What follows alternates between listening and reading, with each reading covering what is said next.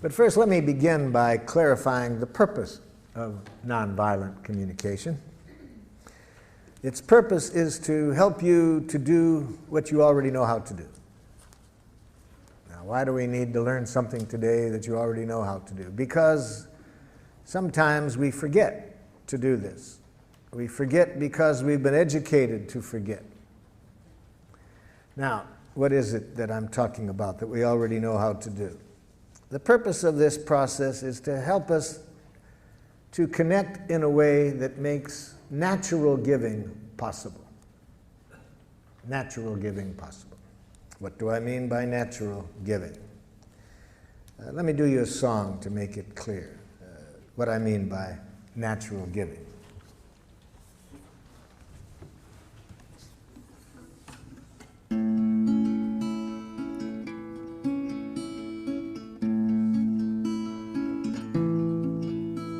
I never feel more given to than when you take from me. When you understand the joy I feel caring for you, and you know my giving isn't done to put you in my debt, but because I want to live the love I feel for you. To receive with grace may be the greatest giving. There's no way that I can separate the two. When you give to me, I give you my receiving. And when you take from me, I feel so given to.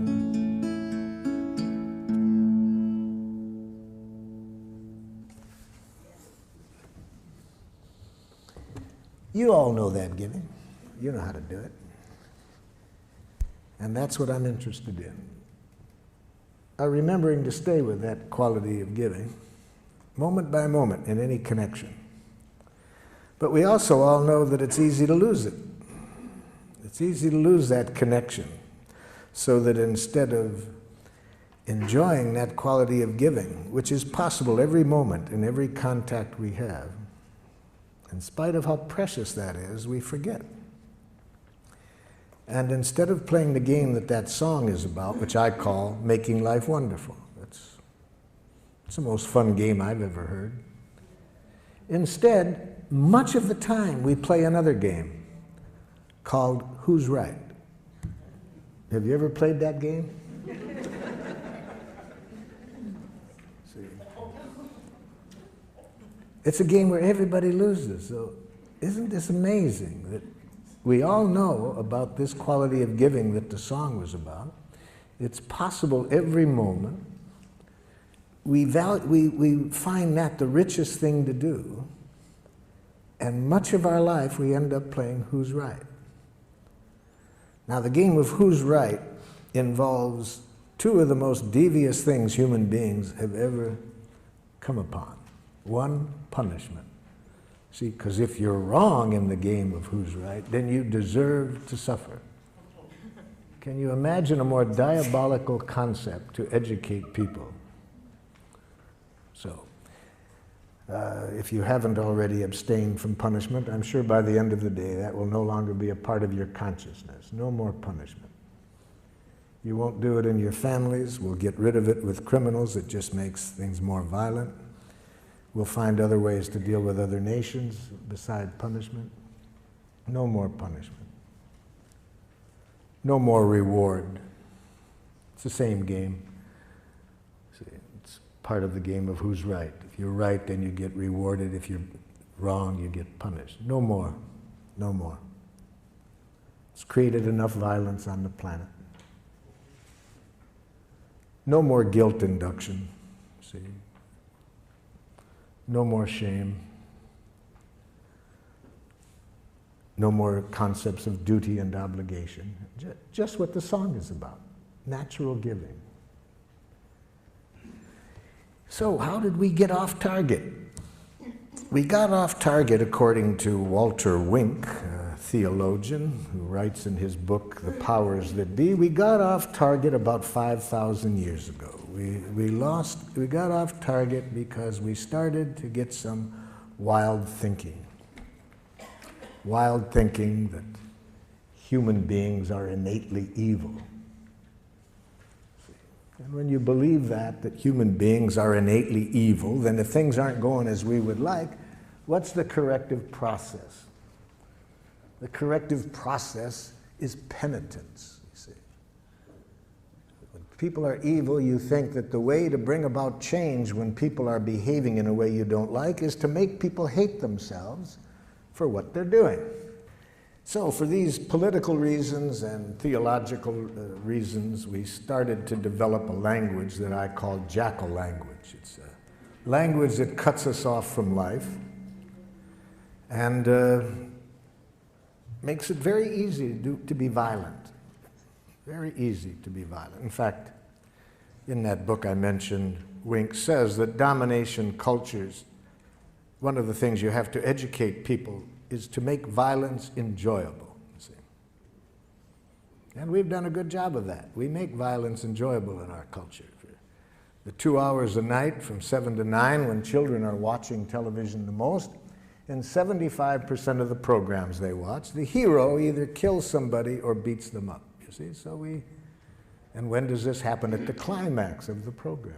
We've been educated for quite a while to make violence enjoyable. So even though I think what that song was about is what is really closer to our nature, this natural giving, we've been educated to make violence enjoyable, and educated in a way we can even be violent to our children.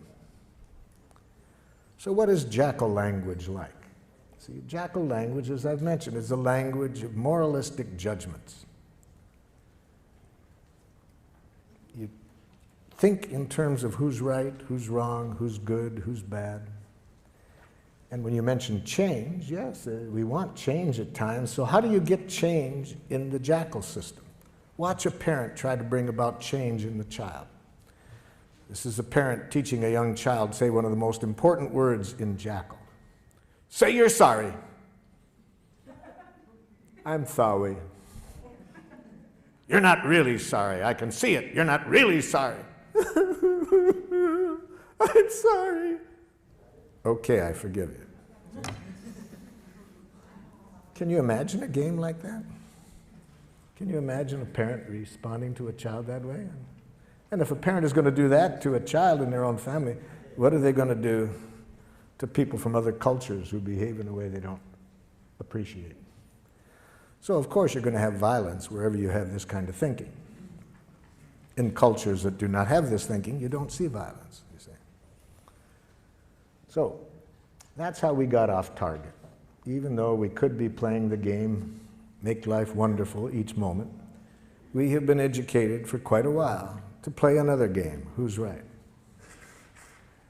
So what are the parts of this game of who's right? I've just mentioned one of them. One part is moralistic judgments, learning how to go up to our head and think basically in terms of right and wrong, good and bad, normal, abnormal. I learned this game very well. I speak several dialects of jackal. I grew up in Detroit. We spoke a rather harsh dialect of jackal. We might call it Detroit jackal. For example, if I'm out driving and someone is driving in a way that I don't like, and again, I want to install change, you see, I roll down the window, idiot! Now, theoretically, the person is supposed to repent. I confess I was wrong, sir. I will change the error of my ways. It's a great theory. It didn't work. I've tried it more than once. It doesn't work. So I thought maybe it was that particular dialect of jackal. So I decided to get the more cultured use of jackal. So I went to the university and got a doctor's degree in professional jackal. Now when somebody's driving in a way I don't like, I roll down the window. Psychopath! Still doesn't work. You see. There's another part of this language of Jackal. Amtssprache. Amtssprache. That's very important. You see, a language that denies choice, denies responsibility for our actions. I use the word Amtssprache for this part, having read an interview with the Nazi war criminal Adolf Eichmann at his trial for war crimes in Jerusalem. Eichmann was asked, was it hard to send tens of thousands of people to their death? And Eichmann answered candidly, he said, to tell you the truth, it was easy. Our language made it easy. That interview shocked, that answer shocked his interviewer. And his interviewer said, what language? Eichmann said, in fact, my fellow Nazi officers and I, we had our own name for our language. We called it Amtssprache. Amt in German means office, and Sprache, language. I'd call that bureaucratic language. He was asked for some examples. Eichmann said, it's a language in which you deny responsibility for your actions. So if somebody asks you why you did it, you say, I had to. Then you don't feel so bad if you have to do it. You see, you're not responsible. But why did you have to, Jack? Superior's orders. Company policy. They made me do it. I couldn't do elsewise. Very dangerous language, Amtssprache. Very dangerous. We have giraffe schools. I use the word giraffe, you see, as a symbol for nonviolence. We'll see today that the language we're going to study is a language of the heart. And so I use giraffe language for that because giraffes have the largest heart of any land animal. So,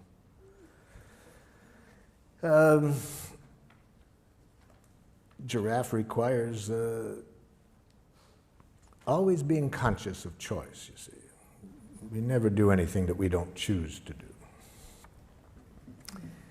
But I was teaching giraffe to a group of parents and teachers in one community, and we have giraffe schools throughout the world. We have 5 in Israel, 4 in Palestine, some in Serbia, and so forth. And in giraffe schools, of course, we want to make sure that certainly that the teachers and parents never use Amtssprache. One of the most dangerous languages in the world. To teach a child, you have to do something. So I was saying this one time in St. Louis, Missouri, to a group of parents and teachers, and a mother got very upset. She said, but there are some things you have to do, whether you like to do it or not. It's our job as parents to teach our children what they have to do. I mean, there's things I do every day that I hate to do, but there just are some things you have to do. Oh, I said, could you give me an example? She said, well, easy, there's so many, let me think. Okay, like when I leave here tonight, I have to go home and cook. I hate to cook. I hate it with a passion, but I've done it every day for 20 years, even when I've been sick. Well, I said, I'll be very happy today to show you another way of thinking, another language that I hope would open up happier possibilities for you. Well, I'm pleased to report she was a rapid giraffe student. She went home that very evening and announced to her family that she no longer wanted to cook. I got some feedback from her family. The feedback came 2 weeks later when I swung through that city again and was doing an evening workshop, and who shows up? Her 2 older sons. She had 4 sons.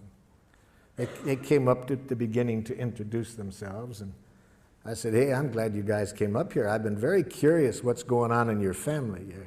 Your mother's been calling me regularly, telling me about all the changes she made in her life since the training. And like, what happened that first night when she came home and announced that she no longer wanted to cook? The oldest son said to me, Marshall, I said to myself, thank God.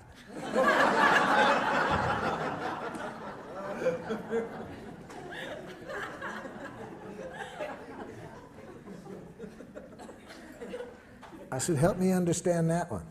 He said, I said to myself, now maybe she won't complain at every meal, you see.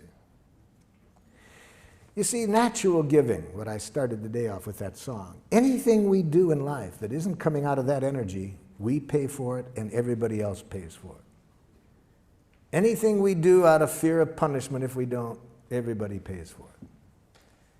Anything we do for a reward, everybody pays for it. Everything we do to make people like us, everybody pays for it. Everything we do out of guilt, shame, duty, obligation, everybody pays for it.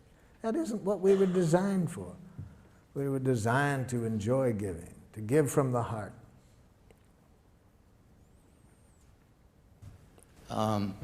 Marshall? Yes. I'm over here. My son brought me to one of your seminars, and I met you some 10 years ago. Yes. In Oakland.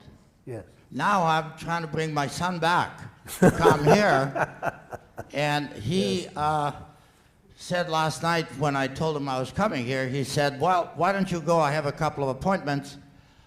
Maybe you could teach me something. So I thought I would come to learn something. Maybe I could teach him. But I'd like to teach him, and I don't know how to do that. Well, I'd like to teach him to at least give me the time of day to communicate with him. He doesn't do that willingly. Okay. And when I try to demand it, it becomes worse. Yes. So how do I do that? Well, that'll be a good situation to work on today, because I'm going to ask everyone to think of a situation right now where somebody's behaving in a way you don't like. So in this case, it's your son who, when you ask him to communicate, he says no. The first thing I'll suggest is you can't teach anybody anything. That's right. And to have that as an objective is itself to create problems. So, yeah. So let's change the objective. Let's never try to teach anybody anything or to change anybody. If that's your objective, you'll create resistance. So that'd be my first suggestion today. Never try to teach anybody anything or to change anybody. That clear? Yeah. Okay. So what do you do then? Give up? No. See, this is the thinking that's been shaped in us by Jackal. See, the game of who's right, win, lose. So then if we can't change and win, then the option we think of is to be a chump and lose, you see. We've been educated to think in those two ways, win, lose, right, wrong. No, I'll show you a way, another option. Okay, let's get into it. Let's give you a chance to practice it. Some of you have already thought of situations, such as somebody you want very much to communicate with, they say no. So, think of somebody at the moment who is behaving in a way that is not making life wonderful for you, and you'd like to get to the place that the song was about, where everybody's needs can get met and people are giving to one another from the heart, willingly, not out of coercion, you see. Let's see if we can show you a process to get there in this situation, to get everybody's needs met, and where people give willingly, not out of any coercion. So maybe you are living at home. Maybe you choose today to work on a child that you are living with at home who says horrible, horrible Jackal things such as, no. Oh, you laugh. You try living with one for a while. Please brush your teeth. No. Maybe you are living at home with a Jackal-speaking partner who says horrible Jackal things such as, that hurts me when you say that. We'll see today that it's a violent act to say others make you feel as you do. See? To imply that others can make you feel hurt or angry. Maybe at work somebody's behaving in a way you don't like. They come late. They're not producing as well as you would like. Maybe your next door neighbor has been sexually molesting children. Whoever you want to pick, somebody who's behaving in a way you don't like. And you'd like to see how we would arrive at the objective of creating the quality of connection that will get everybody's needs met through natural giving. That's our objective. Okay? Now, open up your materials to the last page, second to the last page. At the top it says, expressing how we are and what we would like.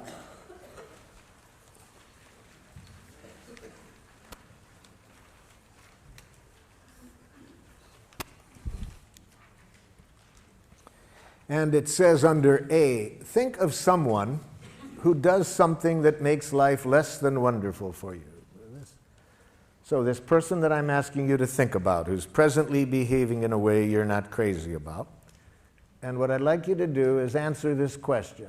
Write here one thing that the person does that you don't like. We're going to work on one specific action that the person does that you don't like to get you familiar with the process today.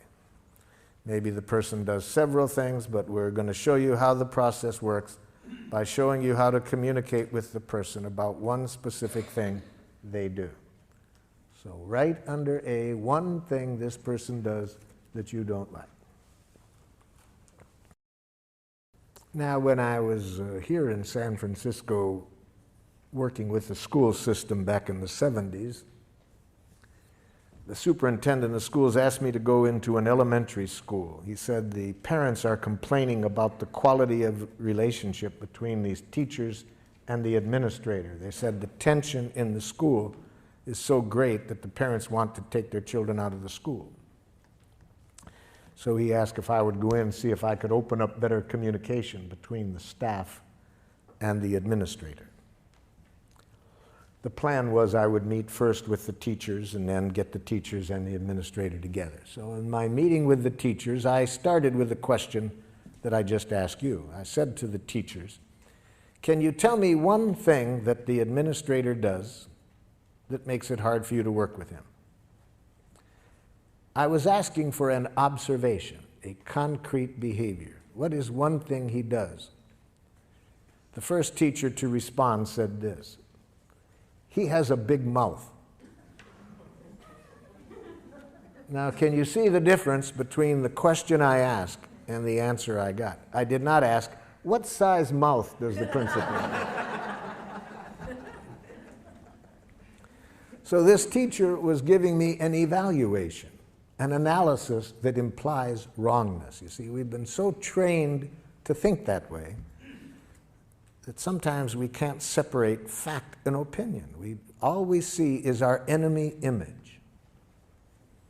See, whether it's an individual or a nation, we have been trained to think in enemy images, wrongness. And it obscures reality. We don't see the behavior, we just see our enemy image.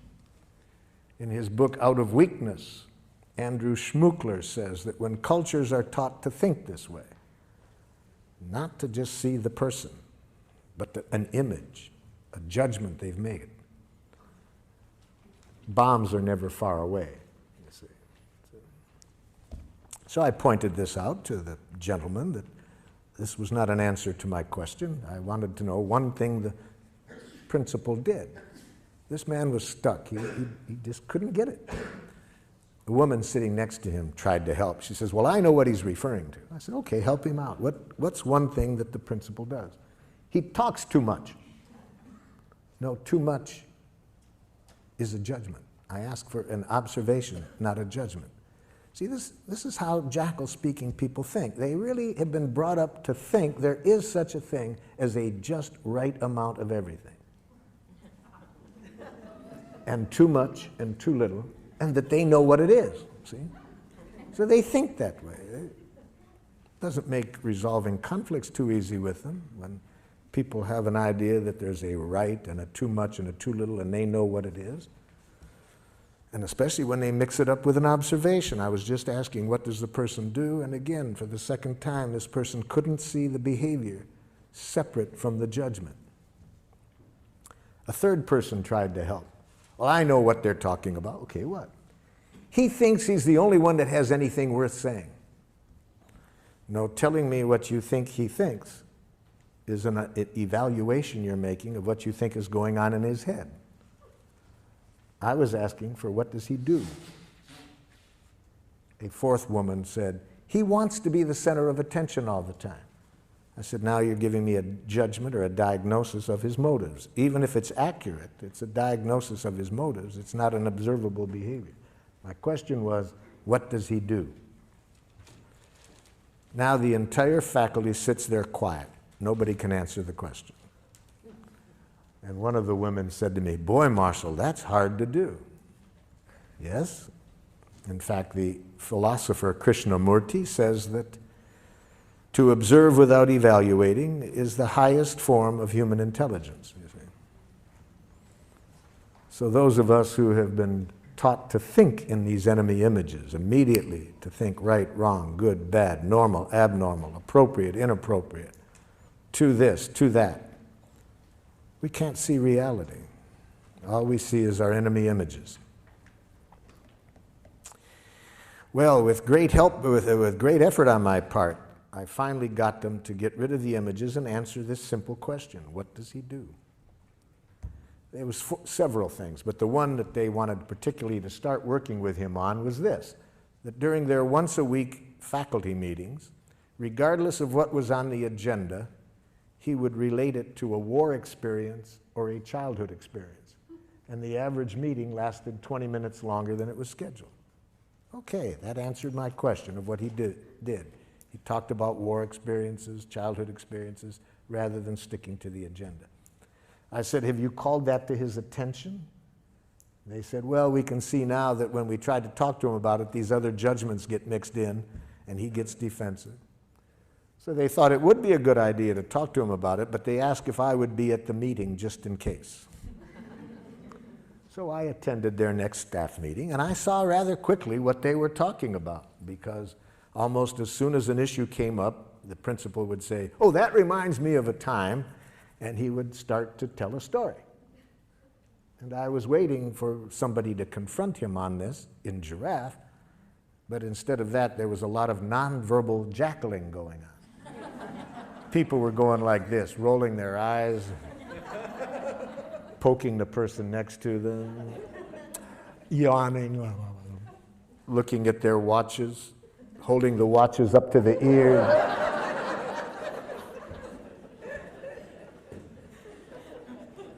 And I watched this scenario going on for a while, and I said, excuse me, but isn't somebody going to say something? Now there's a silence, and the man who spoke up in our first meeting, I could just see him getting his courage up, and he looks at the principal and says, Ed, you have a big mouth.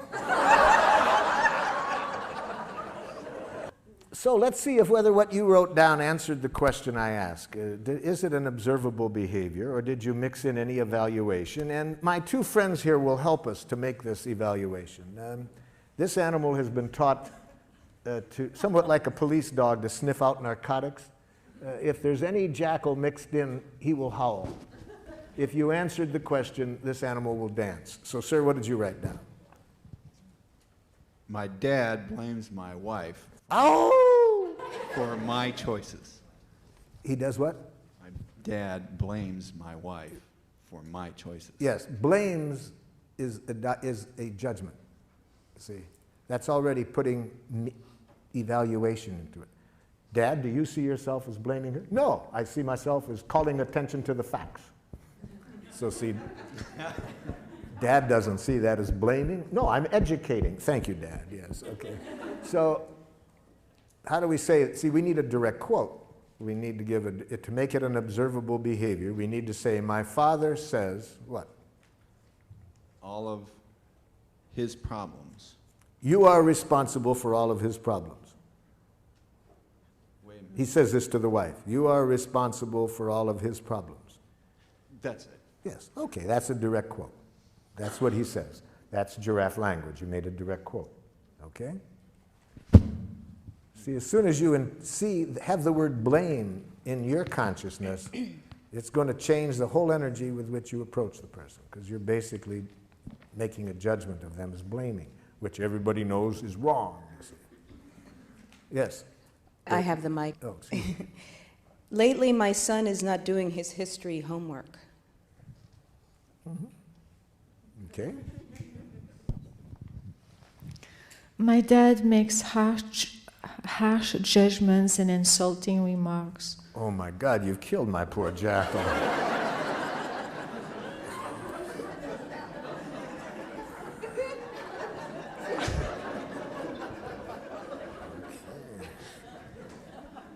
He could have handled the harsh, that was one judgment, but insulting, harsh and insulting, those are two judgments. Actually, he does use insulting words. No, there is no such thing. After today, in fact, seriously, by 4:30 this afternoon, you will never hear another insult. It won't exist. Insults will not exist.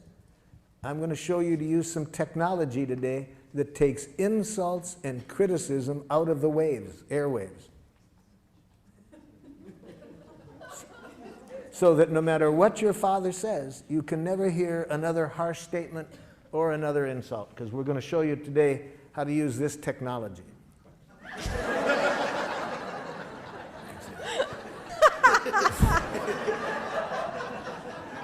And with this technology, it will be impossible for you to hear criticism, harsh remarks, insults. With these ears, all you can hear is the only thing human beings are ever saying. Please and thank you. See, that's all. We're going to show you today that all what used to sound like criticism, judgments, blame, are simply tragic, suicidal expressions of please. My brother Yes. yells at me to get in the car to go to school, and then he makes me late to school. Who yells? See, but you see, yells is a kind of a little bit of an evaluation. He speaks in a tone of voice. Yeah. You see. Okay, it's the tone of voice. I was asked at Lincoln High School. Is there Lincoln High School in San Francisco? Yeah. Many years ago, I was asked to work with the faculty there. They were having a lot of tension amongst the faculty, racially, ethnically. There was a lot of tensions, and the superintendent asked me to work there, and I started the day asking, tell me something that somebody else on the faculty does that you don't like. Man turns to the woman next to him and says, I don't like it when you yell in our faculty meetings. She says, who yells?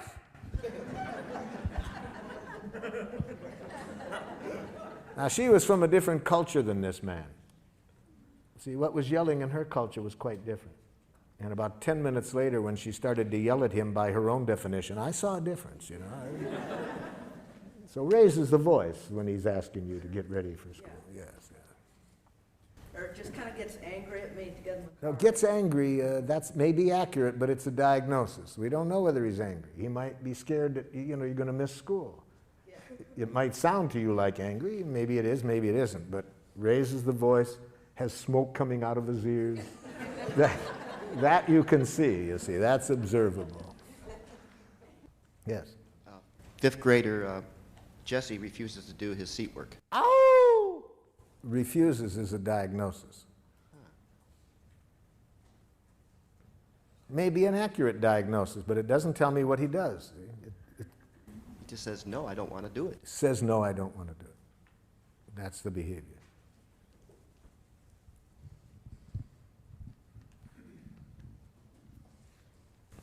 My husband doesn't tell me things which will affect me deeply.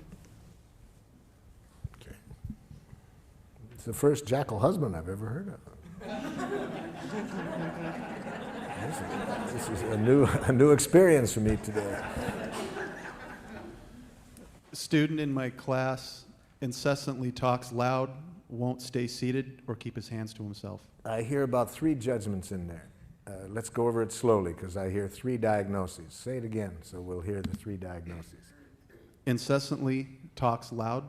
Loud is your interpretation. Louder than you would like. If you want to say it, put it that way. Louder than I would like. Won't stay seated. Won't is a diagnosis. Doesn't stay in his seat after I've told him to. He might in the future. We don't know whether he will or not. So that's a diagnosis. Doesn't at the moment. Doesn't when I ask him to stay in his seat. And does not keep his hands to himself. And does not keep his hands to himself. Mm-hmm. Okay. Since coming to the introductory presentation on Tuesday night, I've been very aware of hearing evaluations. Yes. In myself and especially in other people. And so I started to wonder, are all of those violent communications, or would there be a way that some of those are, according to this model, nonviolent? I would say that any evaluation of others that implies wrongness is a tragic expression of an unmet need. Tragic in the sense, for two reasons. First, it decreases the likelihood that we will get what we want. Even if we don't say it out loud, even if we think it, if we are even thinking that what somebody else does is wrong, it decreases the likelihood that we will get what we want. And second, it increases the likelihood of violence. So what could be more tragic than that, than expressing ourselves in a way that gets in the way of our getting what we want and increases violence? So anything that we want to say that implies wrongness on the part of the other person, I'm suggesting, is a tragic, suicidal expression of an unmet need. Say the need. Learn a need consciousness, which is what we're going to get to now, you see. That's how we evaluate in nonviolent communication. We evaluate from the heart. We make judgments, but we make need-serving judgments. We judge whether what people are doing is meeting needs or not. We don't moralistically judge the person for what they did. We judge whether it's serving life or not, because needs are our direct connection with life. They're the life that's going, needs are the life-seeking expression within us. So we evaluate with reference to that. And that requires two kinds of literacy, feelings and needs. So let's be sure that we are all speaking the same language when I use the term feelings and needs. So under B, it says, imagine that you are talking directly to the person and express how you feel when the person acts in the way described above. And use this form. Again, we're talking to the other person, we're telling them now what they did, and we say, when you do this, I feel how? How do you feel when the person does what you wrote down under A? Write that down.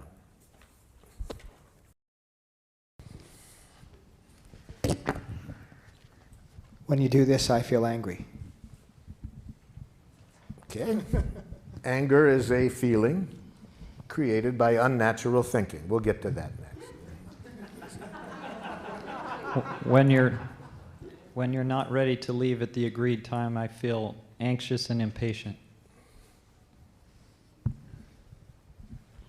When you speak that loud, I feel intimidated. Ow! Intimidated is a diagnosis. Be careful of words that are more descriptions of other people, what you think they're doing to you, like intimidating you. So write down the following as not feeling words. Do not mistake these words as feelings. I feel misunderstood. I feel used. I feel manipulated. I feel judged. I feel criticized. I feel ignored. For example, aren't there times when you think somebody's ignoring you? Don't you feel relieved? And at other times, don't you feel angry? You see, so words like that really say very little about what's alive in you. They say much more about how you are interpreting the other person's behavior. And above all, never mistake the word rejected as a feeling. I feel rejected. No, no. That's not a feeling. That's a suicidal interpretation. Okay, who's got the mic? There's the mic. Hurt, disappointed, disheartened. Yep.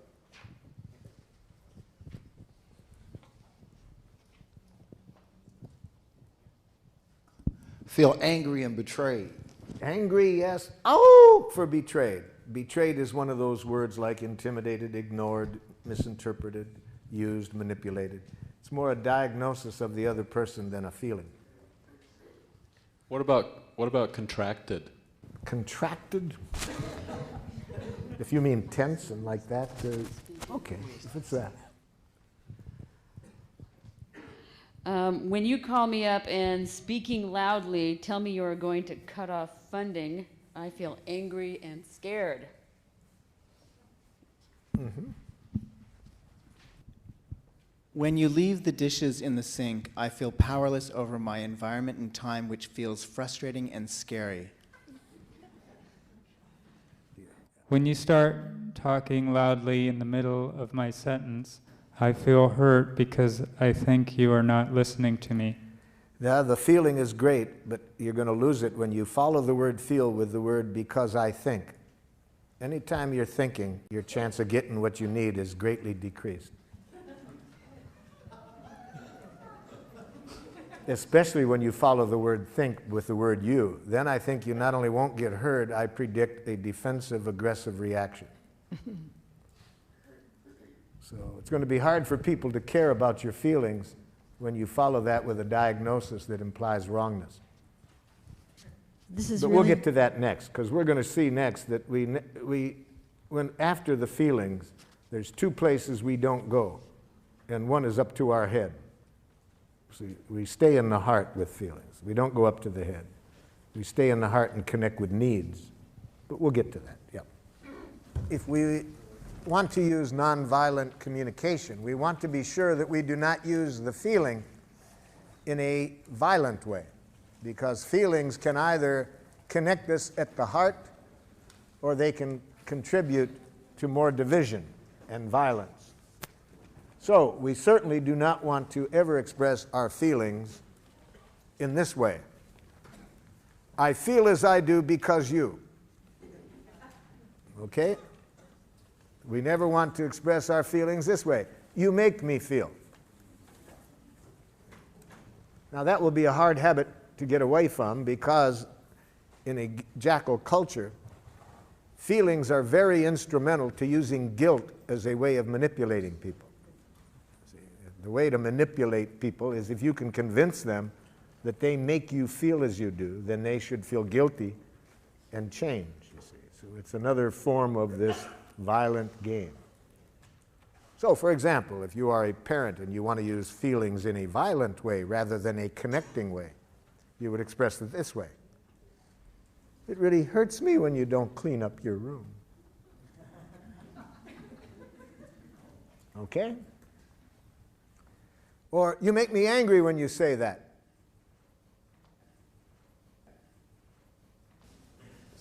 I was talking during the break about one of my happiest days as a parent was when my oldest son went to a jackal school for the first time. He had gone 6 years to a giraffe school that I had helped create, and but then I wanted him to learn how to enjoy jackals as well. So,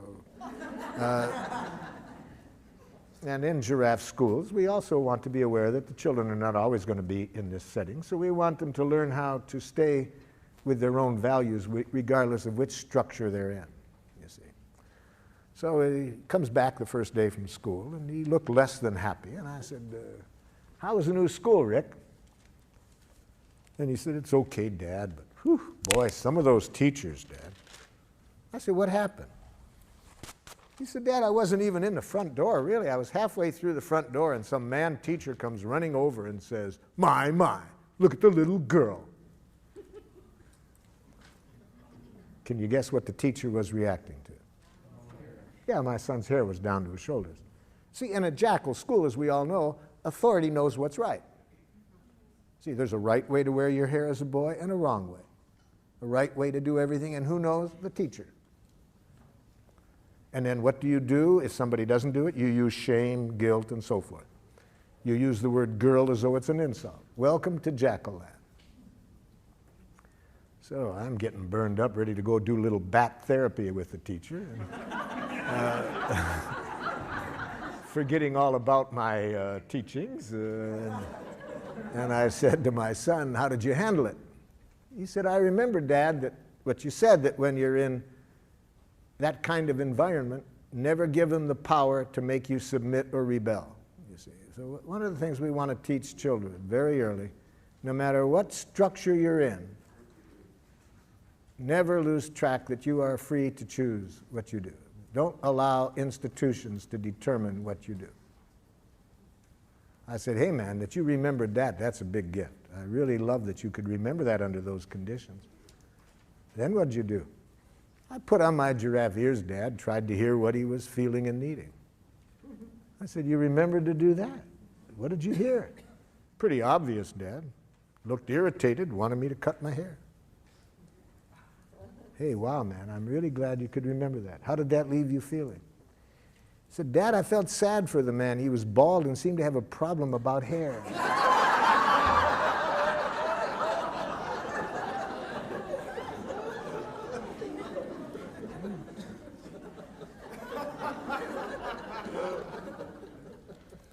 So we want children, the same thing we want to teach adults. Institutions can't make you do anything. Other people can't make you do anything. No human being has ever done anything they didn't choose to do. A Palestinian in the village of Hebron disagreed with me one time. He said, I don't agree with you, Marshal, that we only choose to do. Where was my choice 2 days ago? A soldier puts a gun at my head and says, take off your clothes or I'll shoot you. Where was my choice? I said, seems pretty obvious to me. You had a choice of whether to take off your clothes or not. He laughed. He said, okay, I got your point. I chose not to take off my clothes. That soldier knew I didn't have a gun. He was doing this to dishonor me.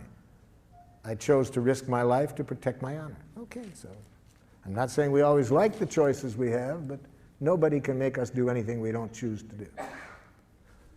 So I said, apparently the soldier also chose not to shoot you, or else he was a very poor shot.